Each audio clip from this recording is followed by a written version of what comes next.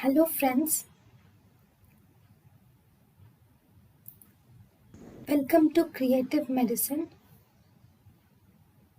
In this lecture, we will learn about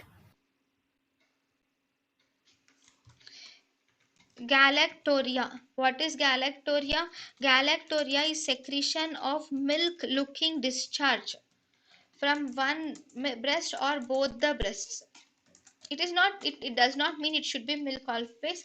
It is actually a milk-looking discharge which is related to which is coming from one breast or both breast, and it is unrelated to pregnancy. So it is not a milk but a white colored discharge which is coming out. So in some times there can be physiological galactorrhea is seen. Okay, in physiological galactorrhea there is presence of continued production of milk is seen after the lactation has ceased. Even after stopping of lactation, in some cases continuous production of milk is seen even after lactation is stopped.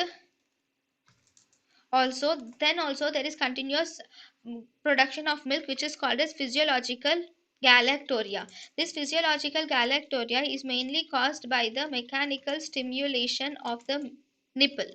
Now this galactorrhea may occur in both males and females. So galactorrhea may occur in both males and females.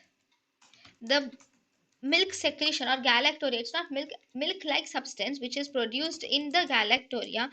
It has different color and it might vary in consistency also. Then this is mostly it is associated with prolactinoma. Now treatment of galactorrhea. Galactorrhea is actually treated by, for treatment of galactorrhea, it is aimed at, we will have to aim, the aim of treating galactorrhea is to normalize the prolactin levels. The important thing is we should treat the patient in such a way that the prolactin levels are normalized. So prolactin is mainly inhibited by dopamine. So if you give dopamine analogs like bromocriptine is actually a dopamine analog. So this is the drug of choice. It is a dopamine agonist. Even the surgical therapy is also considered, but the main indication of surgical therapy is only and only if the medical therapy fails, then we can think of doing a surgical therapy for um, galactorrhea. And then what surgery do? You do a transsphenoidal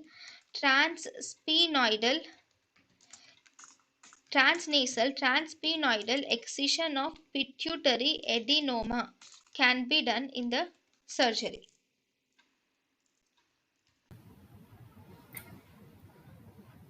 thank you and thank you for watching.